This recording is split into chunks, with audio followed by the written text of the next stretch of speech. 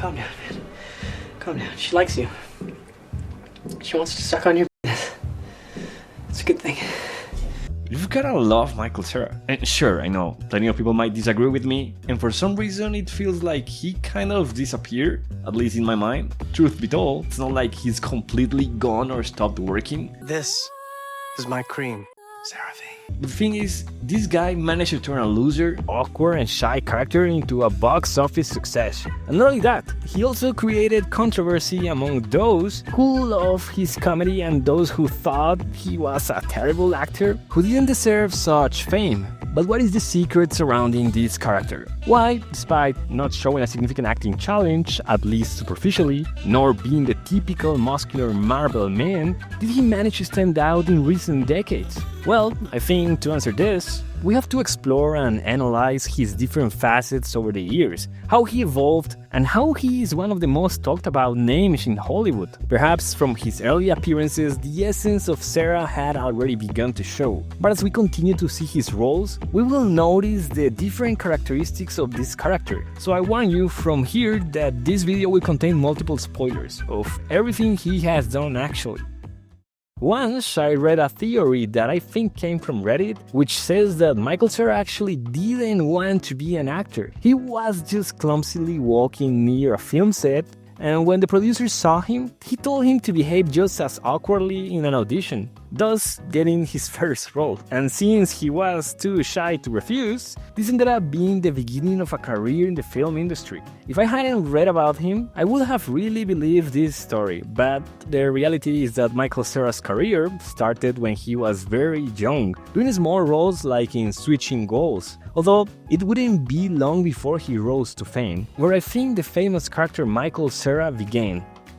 In 2002, he appeared in 8 episodes of a sitcom called The Grubs, which nobody saw because it was never released, but at least it helped Cera to make a name for himself in the television industry, especially in another sitcom, Arrested Development. In this audition for the role of George Michael Bluth, the series creator Mitch Hurwitz recounts that Cera sent in a video acting out a scene that would reflect what he wanted from the character, but would also give that Michael Cera touch that would make it stand out. I'm tempted to kiss again, so we could teach them a lesson. Why would that teach them a lesson? No, I mean, to freak them out. Yeah, but that doesn't make any sense. But isn't that what makes it funny? I'm laughing. Let's go fish, you know.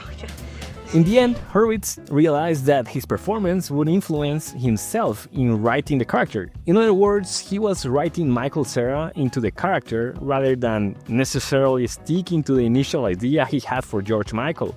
The result would be a teenage character a little different from those of the same era on television or in movies. He wasn't cool, but he wasn't a loser nerd with glasses and other stereotypes either. He had some nice qualities but still remained a teenager, with physical desires, especially towards his cousin, maybe.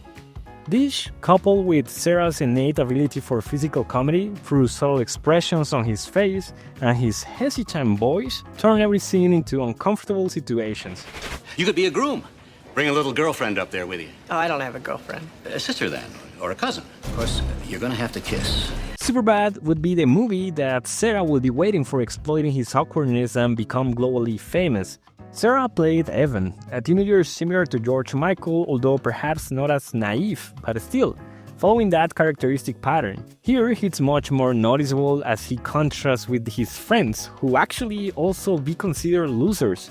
Foyle physically was the typical weakling nerd, and Seth, well, to be honest, he kinda was a strange pervert. So Evan was somewhat in the middle, and sometimes functioned as the voice of reason in the group, while still being an insecure and foolish teenager, leaving us with, as Horwitz would say, the Michael Cera thing.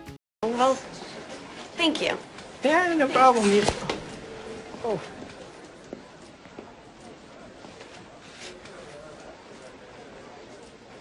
I'm sorry. That guy walked by. It was an accident. Okay. From here, his role as a teenager would be solidified in films like Juno, which, although he doesn't appear much on screen, was another role that brought him a lot of recognition. In 2009, with Youth in Revolt, in addition to the typical awkward and insecure facet of Cera, we would see Cera's awkward but also psychopathic side. Officer Westcott. Hey, so it's me. Thanks for calling to make it easy for you.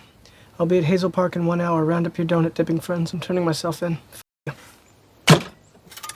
Nick's alter ego, Francois Dillinger, seems to be the opposite of Cera, but it still works in a comedic world. And frankly, I would have liked to see more of these types of roles from him.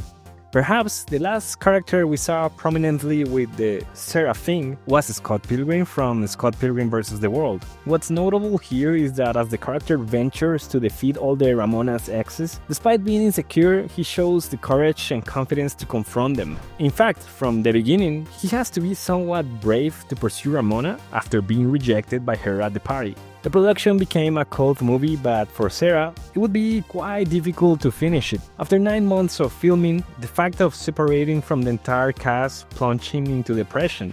By the end of the movie, I felt like this is my world, this is my group of friends.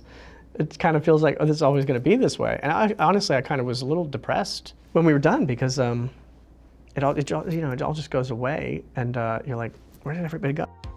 This added to the fact that after Superbad, Cera found it difficult to deal with fame. In an interview with The Guardian, he revealed how at 19, he wasn't prepared for the recognition. In his words, fame makes you very uncomfortable in your own skin and makes you paranoid and weird. There were lots of great things about it, and I met a lot of amazing people, but there's a lot of bad energies too, ones that I was not equipped to handle. He also said that he prefers small roles over ones where he would be more famous.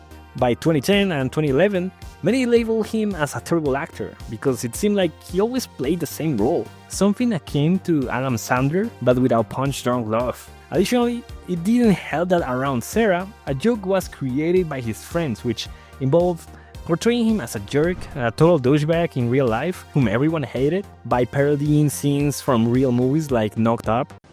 I don't even care. You know what? I'm fucking tired of your bullshit. Good. Good.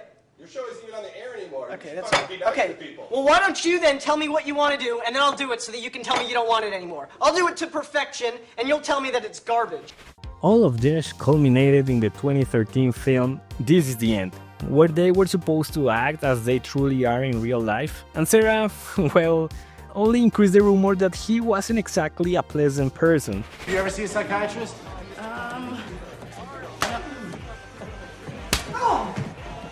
That's not cool. I believe that to redeem himself from his iconic role, and as he mentioned to The Guardian, he would start taking on significant roles and try another type of character like in Magic. In this film, he portrays a mysterious man who joins a group of friends visiting Chile or something like that because I couldn't finish watching the movie. Honestly, after being accustomed to the Cera from previous films, I couldn't take him seriously here, and although his scenes tried to be disturbing, they ultimately made me laugh. In the following years, he would take on voice acting roles in films such as Sausage Party, the Lego Batman movie, and would be a sort of Tobey Maguire in Molly's Game. To be honest, of the few serious roles he had, the latter is one of the best. You disapprove of me. It's not personal. It feels personal when you chat up every other guy at the game except me. One of the last roles we heard about was Allan in Barbie, which has a bit of the old Michael Cera in its naivety and rejection. Personally, it brought me a lot of joy to see that he was in the cast. It reminded me of his old movies, even if he didn't have much screen time in the movie. I think he had already reconciled with his character here, as he himself was the one who sent an email to Greta Gerwig asking to play that specific character. After seeing his entire career, how did his repetitive character work then? Like in almost everything, I believe it wasn't just one thing. One factor was the originality, and by this, I'm not saying he was the first to portray that specific type of character, but he was one of those who exploited the most, and it came most naturally for him. Also, it was the authenticity with which he portrayed it. Several acquaintances of Cera and even strangers who have seen him a couple of times agree that he is somewhat awkward. And as he has said in his interviews, fame is not something that appeals to him, so he could also be somewhat shy. I think the character itself was a major cause of his success. At a time when movies were stereotyping nerds or losers, Cera came along in Arrested Development and Superbad as a teenager who didn't quite fit into those stereotypes completely, make it easier to identify with him when he went through awkward situations, and if it didn't resonate with our teenage reality, it at least did with our nightmares that arose when facing socially complex situations at that age. Furthermore, despite being criticized a lot for the repetition of the character, I think he was able to leave something quite memorable in cinema. Many actors don't even achieve that. Over time, I believe his character is being increasingly redeemed as that awkward and shy teenager we all once were.